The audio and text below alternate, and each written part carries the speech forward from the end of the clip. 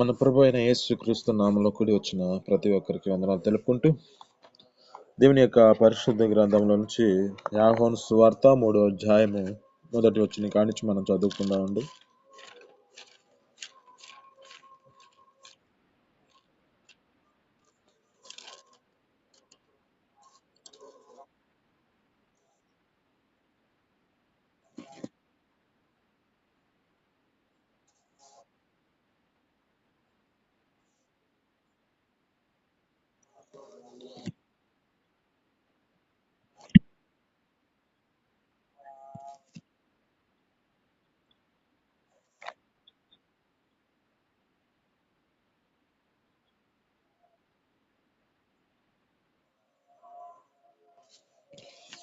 ఇక్కడ జ్ఞాపకం చేసుకుంటే యూదుల అధికారి అయిన నికోదేము అనే ఒక వ్యక్తి ఉన్నాడు. అక్కడ పరిచారకుడు. అతడు ప్రభు అయిన యేసుక్రీస్తు ఎదుటికి వచ్చి, యా బోధకుడా, నీవు దేవుని యొద్ద నుంచి వచ్చిన బోధకుడు అని నేను ఎరుగుదును. నీకు ఆయన తోడుంటేనే కానీ నువ్వు చేయుచున్న ఈ సూచక్రియలు ఎవరు చేయలేరంటూ ఉన్నాడు. అందుకు యేసు అతనితో ఒక మాట చెబుతున్నాడు. ఒకడు క్రొత్తగా జన్మిస్తేనే కానీ అతని దేవుని యొక్క రాజ్యాన్ని చూడలేడని చెబుతూ ఉన్నాడు. ఇక్కడ జ్ఞాపకం చేసుకుంటే ఈ మాటలకు ఈ యొక్క నికోదేము, అందుకు నికోదేము అంటున్నాడు, ముసలివాడినైనా మనుషులలాగా జన్మింపగలడయా? రెండో మారు వెళ్ళి తల్లి గర్భమందు ప్రవేశించి జన్మింపగలడా అని ఆయనను అడుగుతూ ఉన్నాడు. ఇక్కడ జ్ఞాపకం చేసుకుంటే ఈ వ్యక్తి పరిచారకుడు, బోధకుడు కూడా, దేవుని యొక్క సన్నిధిలో బోధించిన వ్యక్తే. కానీ ఇక్కడ జ్ఞాపకం చేసుకుంటే దేవుని యొక్క మర్మాన్ని తెలుసుకోలేని పరిస్థితిలో ఉన్నాడు. ఇక్కడ ఒకడు క్రొత్తగా జన్మిస్తేనే కానీ పరలోక రాజ్యంలోనికి, దేవుని యొక్క రాజ్యాన్ని చూడలేడని దేవుడు మనతో స్పష్టంగా మాట్లాడుతున్నాడు. అయితే ఆ నికోదేము యొక్క జీవితంలో ఆత్మీయ అనుభవం లేని పరిస్థితిలో ఉన్నట్టున్నాడు. ఇక్కడ ఆ వ్యక్తి దేవుని యొక్క బోధను బోధిస్తున్నా కానీ దేవుని యొక్క మర్మాలు తెలియలేని పరిస్థితిలో ఉన్నారు. ఇదేమో మన యొక్క జీవితాల్లో కూడా, మన యొక్క స్థితిని బట్టి కూడా, దేవుని యొక్క సన్నిధిలోనికి పిలువబడుతున్న మనము మన జీవితాలను ఏ విధమైన స్థితిలో నడిపించుకుంటున్నాం? పేరుకి ఆ యొక్క వ్యక్తి పరిచారకుడిగా కనపడుతున్నాడు, సేవకుడిగా కనపడుతున్నాడు. ఇక్కడ జ్ఞాపకం చేసుకుంటే అక్కడ అంటున్న మాటల్లో ఈయన అంటున్నాడు, ఏమంటున్నాడు? అయ్యా, నేను ముసలివాడిగా ఉన్నాను, ముసలివాడిగా మనుషులేడు మరలా ఎలా జన్మింపగలడయా? రెండో మార్లు తల్లి గర్భమందు ప్రవేశించి మళ్ళా జన్మించాలయా అని అడుగుతూ ఉన్నాడు. యేసు అతనితో మాట్లాడుతున్న మాటలో, ఒకడు నీటి మూలముగాను ఆత్మ మూలముగాను జన్మిస్తేనే కానీ దేవుని యొక్క రాజ్యంలోనికి ప్రవేశించడని మీతో చెప్తున్నాను అంటున్నాడు. మన జీవితాల్లో జ్ఞాపకం చేసుకుంటే ఈ నీటి మూలముగా అంటే మనము బాప్టిజం పొందుకొని, రక్షణ పొందుకొని మనం దేవుని యొక్క సన్నిధిలో నడిపించబడుతూ ఉన్నాం. ఈ ఆత్మ మూలముగా అంటే దేవుని యొక్క పరిశుద్ధ ఆత్మ మనలోని ప్రవేశించి ఈ యొక్క ఆత్మ మూలముగా జన్మిస్తేనే కానీ పరలోక రాజ్యంలోనికి ప్రవేశించడు అని చెబుతున్నాడు. ఇక్కడ మన యొక్క జీవితాలలో ఎక్కువ శాతము నీటి మూలముగా మనం జన్మించిన వారమే. కానీ దేవుని యొక్క ఆత్మ మనలో ప్రవేశించి ఉన్నదా? దేవుని యొక్క ఆత్మ మనలో పనిచేస్తుందా? దేవుని యొక్క ఆత్మ మన జీవితాల్లో ఏం చేస్తుంది అంటే జ్ఞాపకం చేసుకుంటే గలతీయులకు రాసిన పత్రిక 5వ అధ్యాయం 25వ వచనంలో అన్నమాట. అక్కడ మనము ఆత్మని అనుసరించి జీవించు వారిమైతిమా, ఆత్మని అనుసరించి క్రమముగా నడుచుకుంటాము.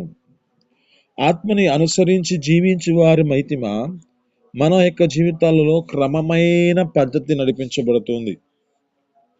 ఇక్కడ జ్ఞాపకం చేసుకుంటే ఇక్కడ అంటున్న మాటలు చాలా జాగ్రత్తగా గమనిస్తే నీటి మూలముగా జన్మించాలి, ఆత్మ మూలముగా జన్మించాలి.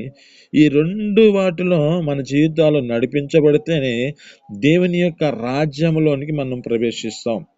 ఇక్కడ ఈ వ్యక్తి మాట్లాడుతున్న మాటలో జ్ఞాపకం చేసుకుంటే శరీర మూలముగా జన్మించినది శరీరమునకు, ఆత్మ మూలముగా జన్మించినది ఆత్మనై ఉన్నది.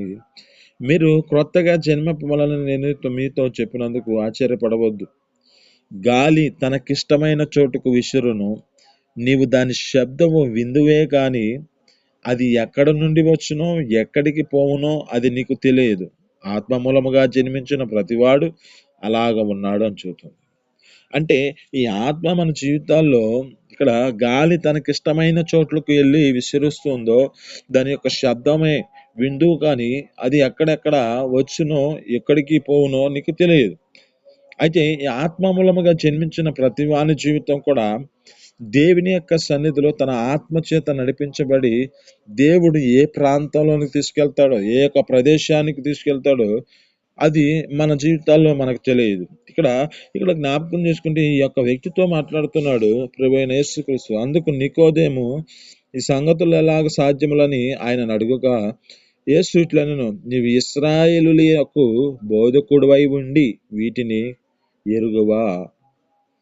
ఇప్పుడు ఉన్న పరిస్థితులన్నిటినీ జ్ఞాపకం చేసుకుంటే మనుషుల యొక్క జీవితాలంతా బోధ చేస్తూ ఉంటారు, ప్రకటిస్తూ ఉంటారు, మాటలు చెబుతూ ఉంటారు. కానీ వారి జీవితాలలో ఈ ఆత్మ సంబంధంగా ఈ వాక్కులు వారి జీవితాలలో ఆత్మీయత అర్థంలోనికి వాళ్ళు తీసుకోలేని పరిస్థితులు ఉన్నాయి.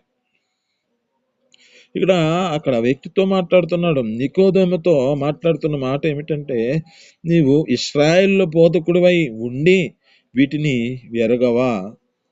ఇక్కడ ఆయన చెబుతున్న మాట, మేము ఎరిగిన సంగతులను చెప్పుచున్నాము, చూచిన దాన్ని సాక్ష్యం ఇచ్చుచున్నాము, మా సాక్ష్యం మీరు అంగీకరింపరని మీతో నిశ్చయముగా చెబుతున్నాను అంటున్నాడు. భూ సంబంధమైన సంగతులను నేను మీతో చెబితే మీరు నమ్మకున్నప్పుడు పరలోక సంబంధమైన వాటిని మీతో చెప్పిన ఎడల ఎలాగ నమ్ముతారు?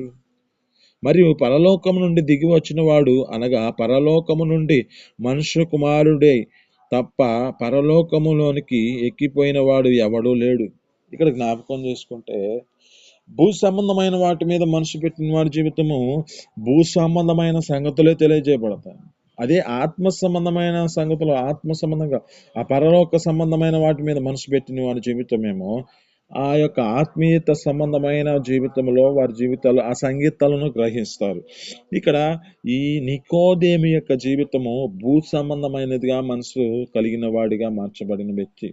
ఇక్కడ అయా ఒకడు క్రొత్తగా జన్మించాలంటే నేను మరలా తల్లి గర్భంలోనికి వెళ్ళాలయ్యా, నేను ఇప్పుడు ముసలివాడిగా ఉన్నాను, మరలా నేను రెండో మారు తల్లి గర్భంలో నుంచి నేను ప్రవేశించి జన్మింపగలనాయా అని అడుగుతూ ఉన్నాడు.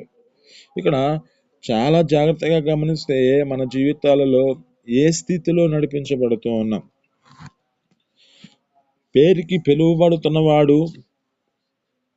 పిలువబడుతున్న స్థితి బోధకుడే, ఇశ్రాయేలు ప్రజల మీదుగా బోధకుడిగా పిలువబడుతున్న వ్యక్తి. కానీ ఇక్కడ జ్ఞాపకం చేసుకుంటే తన యొక్క జీవితము, తన యొక్క స్థితి, తన యొక్క మార్గము భూ సంబంధమైనదిగా మార్చబడుతుంది. భూ సంబంధమైన వాటి మీద మనసు పెట్టుకుంటున్నాడు. ఈ భూ సంబంధమైన సంగతులనే ఆ యొక్క వ్యక్తికి తెలియజేయబడుతున్నాయి. అదే పరలోక సంబంధమైన వాటిని మనం తెలుసుకుంటే ఈ యొక్క పరలోక సంబంధమైన వాటిలో మన జీవితాలు నడిపించబడితే ఆత్మ సంబంధమైన సంగతులను తెలియజేసే మాటల్లో జ్ఞాపకం చేసుకుంటే ఆత్మానుసారంగా జీవించు వారమైతే మన జీవితాలలో ఒక క్రమమైన జీవితం కలుగుతుంది. ఇది మన జీవితాలలో ఆత్మానుసారంగా జీవించుతూ మన జీవితాలలో అనేక మందికి ఈ మార్గాన్ని చూపించగలిగిన స్థితి మనకుంది. ఆమేన్, హల్లెలూయా. ఎందుకంటే మన జీవితాలలో ప్రతి ఒక్కరిని ఏర్పరచుకున్నాడు. ఒక మాట అంటాడు కదా, పేతురు రాసిన పత్రికలో అంటాడు కదా, ఆశ్చర్యకరమైన తన వెలుగులోనికి పిలుచుకున్న వాని యొక్క గుణాతిశయమును ప్రచురం చేయ నిమిత్తమై రాజులైన యాజక సమూహమును దేవుని యొక్క సొత్తైన ప్రజలై ఉన్నారని చూస్తున్నాడు. ఏర్పరచబడిన వంశమును అంటున్నాడు. ఈ ఏర్పరచబడిన వంశముగా మన జీవితాలు నడిపించబడుతున్న స్థితిలో ఉన్న మనము ఆత్మీయత జీవితంలో మన జీవితాలు ఏ స్థితిలో నడిపించబడుతున్నాయి? ఆశ్చర్యకరమైన తన వెలుగులోనికి పిలుచుకున్నాడు. ఎక్కడి నుంచి పిలుచుకున్నాడు? చీకటిలో ఉన్న మన జీవితాలను. వీటిని గ్రహింపలేని పరిస్థితులు. చీకటి అనగా పాపము. ఈ పాపములో నుంచి మనల్ని ఆయన యొక్క వెలుగులోనికి పిలుచుకున్నాడు కదా. ఈ యొక్క చీకటి నుంచి మన జీవితాలు ఈ పాప సంబంధమైన జీవితంలో నడిపించబడుతున్న మన జీవితాలన్నింటినీ తీసుకొచ్చి ఆత్మ సంబంధమైన వాటిలో అంటే ఈ ఆశ్చర్యకరమైన తన వెలుగులోనికి పిలుచుకున్నాడు కదా.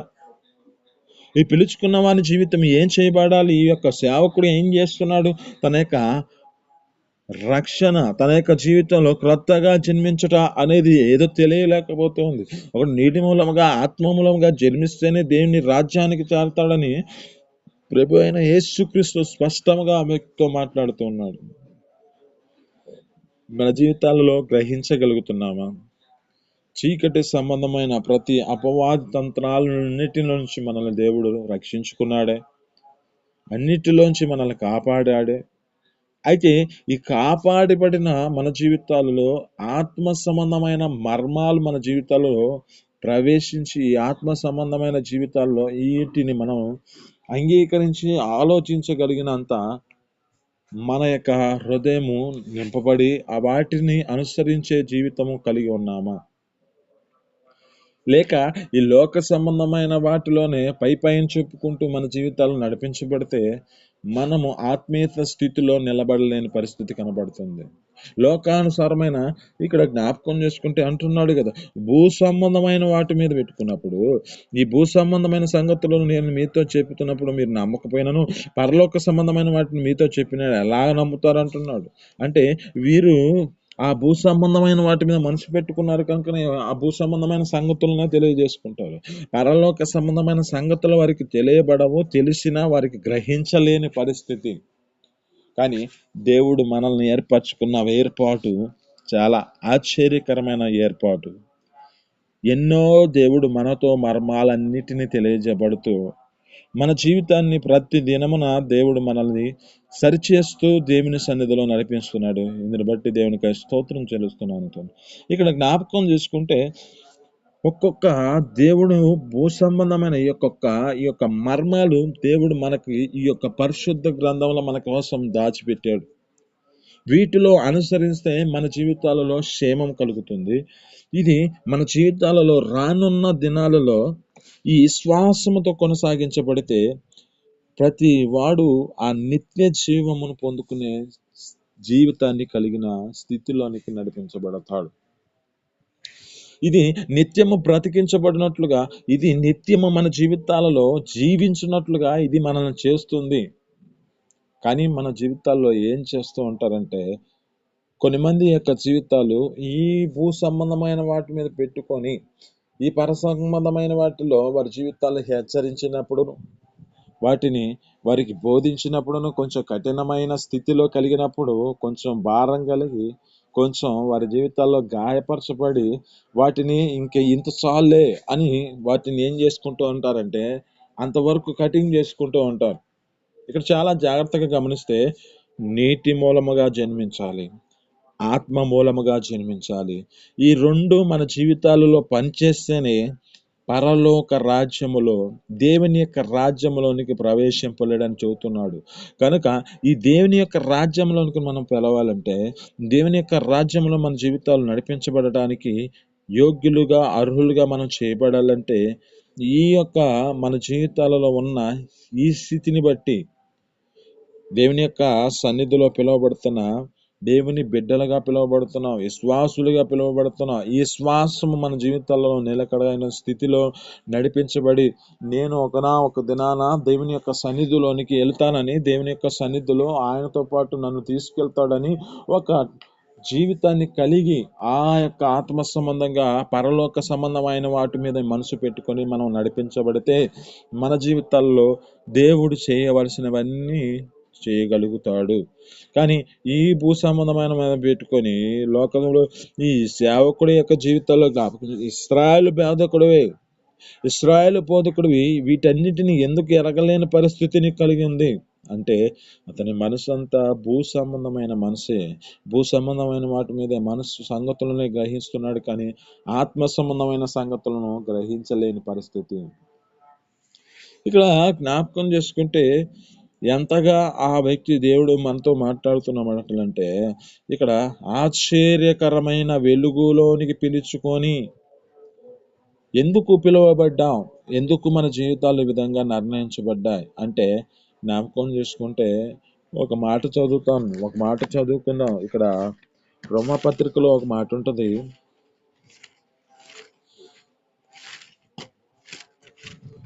రోమపత్రిక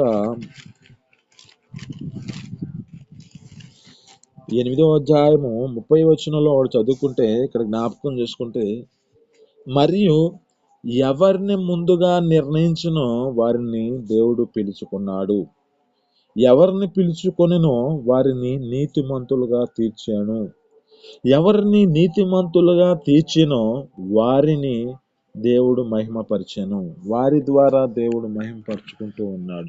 ఇక్కడ జ్ఞాపకం చేసుకుంటే ఈ ముందు నిర్ణయించబడిన వారి జీవితాలలో, ఈ యొక్క ముందుగా మనం నిర్ణయించబడిన మన జీవితాలను బట్టి ఆయన మనల్ని పిలుచుకున్నాడు.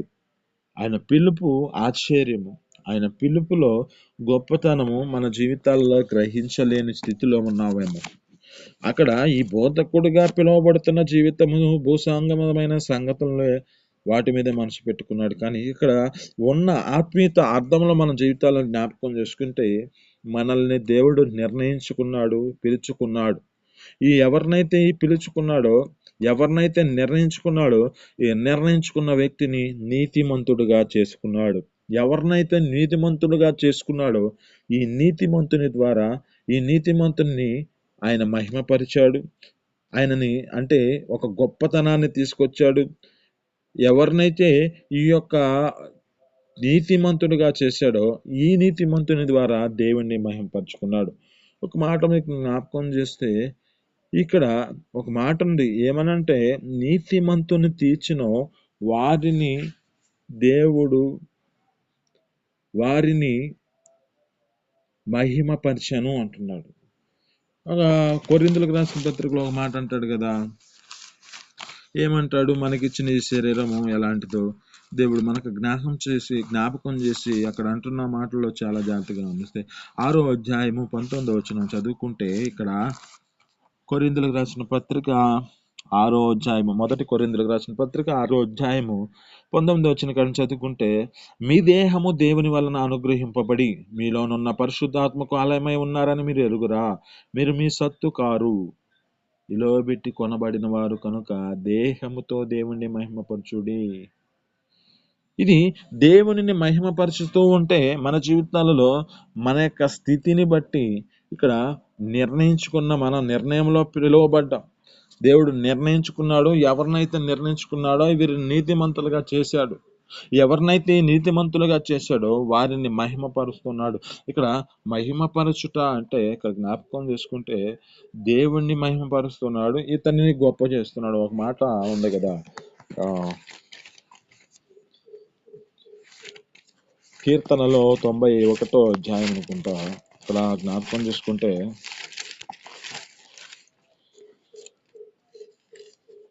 ఎవరైతే ఆ మార్గంలో వారి జీవితాలు నడిపించబడిన దాన్ని బట్టి గ్రహిస్తే వారిని ఏం చేస్తున్నాడో జ్ఞాపకం చేసుకుంటే 91వ అధ్యాయము 14వ వచనంలో చదువుకుంటే ఇక్కడ ఒక మాట ఉంటుంది, అతడు నన్ను ప్రేమించుచున్నాడు కనుక నేను అతను రప్పించేదను, అతను నా నామాన్ని ఎరిగాడు కనుక నేను అతని గణపరిచేదను, అతడు నాకు మొరపెట్టగా నేను అతనికి ఉత్తరం ఇచ్చేదను, శ్రమలలో నేను అతనికి తోడై ఉండును, అతన్ని విడిపించి అతనిని గొప్ప చేసేదను, దీర్ఘాయువు చేత అతని తృప్తిపరిచెదను, నా రక్షణ అతనికి చూపించెదను. ఆమేన్, హల్లెలూయా. అంటే ఎవరు తమ జీవితాల్లో నడిపించబడిన స్థితిని బట్టి దేవుని యందు నిరీక్షణ కలిగి కొనసాగించబడుతూ వారి జీవితాలు ప్రేమించగలిగి అతని యొక్క మార్గములో నామములో ఎరిగిన వారై తమ జీవితాలు నడిపించబడతారు, వారికి మాత్రమే దేవుడు ప్రతి విషయాలలో తోడుగా ఉంటాడు. ఇక్కడ భూ సంబంధమైన వాటి మీద మనసు కాదు, కానీ ఆత్మ సంబంధమైన వాటి మీద మనసు పెట్టుకొని తమ జీవితాలు నడిపించబడితే ఇక్కడ ప్రేమించుతున్నాడు, నేను అతన్ని తప్పిస్తాను, నామాన్ని ఎరిగాడు కనుక నేను అతన్ని గణపరిచేదను, అతను నాకు మొరపెడితే నేను అతనికి ఉత్తరం ఇచ్చేదను, అతన్ని నేను తోడై ఉంటాను, విడిపిస్తాను, గొప్ప చేస్తాను, నేను అతన్ని తృప్తిపరుస్తాను, అతనిని నా రక్షణ కూడా అతనికి చూపిస్తాను అంటున్నాడు. ఈ రక్షణ భాగ్యంలో మనం నడిపించబడుతున్నాము. ఈ క్రొత్తగా జన్మించిన మన జీవితాలలో ఆత్మ సంబంధముగా మన జీవితాలు నడిపించబడుతూ పరలోక సంబంధమైన వాటి మీద మనసు పెట్టుకుంటూ భూ సంబంధమైన సంగతులు కాదు, పరలోక సంబంధమైన అనేక మర్మాలు మనకు దేవుడు ప్రతి దినాన తెలియజేస్తున్నాడు. అయితే ఈ మార్గములు మన జీవితాలను సరిచేసుకుంటూ దేవుని సన్నిధిలో నడిపించబడితే ఆ నిత్య పరలోక రాజ్యానికి వారసులుగా మనల్ని చేసుకుంటాడు. ఈ మాటలు వినికిడిలో దీవించి ఫలించును గాక. చిన్ని ప్రార్థన చేసుకుందామండి. పరిశుద్ధ జీవాధిపతి ఆశ్చర్యకర మహోన్నతుడానికి స్తోత్రాలు తండ్రి. అయా ఈ ఉదయ కాలం సన్నిధిలో నా తండ్రి ఒక నికోదేమని తెలియజేసావు నా తండ్రి. పేరుకి సేవకుడు పిలువబడుతున్న పిలుపు వేరు అయినను అయా నా తండ్రి భూ సంబంధమైన వాటి మీద మనసు పెట్టాడు నా తండ్రి. అయా ఈ దినమున మాతో మాట్లాడుతున్న మాటలు బట్టి నీ స్తోత్ర. క్రొత్తగా జన్మించాలంటున్నావు. క్రొత్తగా జన్మించడం అంటే అయా నా తండ్రి భూ సంబంధమైన వారి జీవితాల్లో నా తండ్రి మరలా పుట్టి మరలా చనిపోయి మరలా పుట్టాలని అనుకుంటూ ఉండే స్థితిలో ఉన్నావు తండ్రి. కానీ నా తండ్రి మాకు మీరు అనేకమైన మర్మాలు తెలియజేసిన దేవానికి స్తోత్రాలు తండ్రి. ఒకడు నీటి మూలముగా జన్మించాలంటున్నావు. అయ్యా మేము అలాగైనా తండ్రి అయ్యా నీ రక్షణను మా జీవితాల్లో నా తండ్రి బాప్టిజం తీసుకొని సన్నిధిలో నిలబడిన దాన్ని బట్టి నీ స్తోత్రాలు. అయ్యా ఆత్మ మూలముగా జన్మించాలంటున్నావు. అయా ఆత్మ జీవితాన్ని నా తండ్రి మా జీవితాల్లో ప్రవేశించినట్లుగా మీ కృప చూపించి మీ సన్నిధిలో సహాయం చేయండి నా తండ్రి. ఆత్మ సంబంధమైన వారు ఆత్మ సంబంధమైన సంగతులను తెలియజేయబడతాయి అంటున్నావు. అంటే పరలోక సంబంధమైన వాటిలో మనసు పెడతారు కనుక అటు జీవితంలో మాకు కూడా అనుగ్రహించి మీ సన్నిధిలో సహాయం చేయండి. ఎందుకంటే నా తండ్రి ఎవరినైతే మీరు నిర్ణయించుకున్నారో వారిని మీరు పిలుచుకున్నారు. ముందుగా ఎవరినైతే నిర్ణయించుకున్నారో వారిని మీరు పిలుచుకొని మీరు నీతిమంతులుగా చేశారంటున్నావు. మా జీవితాల్లో నీతిగా నా తండ్రి మమ్మల్ని నీతిమంతులుగా చేసిన దాన్ని బట్టి నీకు స్తోత్రాలు తండ్రి. అయ్యా ఈ నీతిమంతులుగా ఎవరినైతే తీర్చారో నా తండ్రి వారి ద్వారా మహిమపరుచుకుంటున్నారు అంటున్నావు. వారిని మహిమపరుస్తున్నాను అంటున్నావు. వారిని మీరు గొప్ప చేస్తున్నారు అంటున్నావు. అటు కృపను మాకు అనుగ్రహించి మీ సన్నిధిలో నిలబెట్టుకోమని నీకే మహిమ ఘనత ప్రభావాలు తెచ్చుకోమని యేసు పరిశుద్ధ నామములో అడిగి పొందుకొని చేస్తున్నాం తండ్రి. ఆమేన్.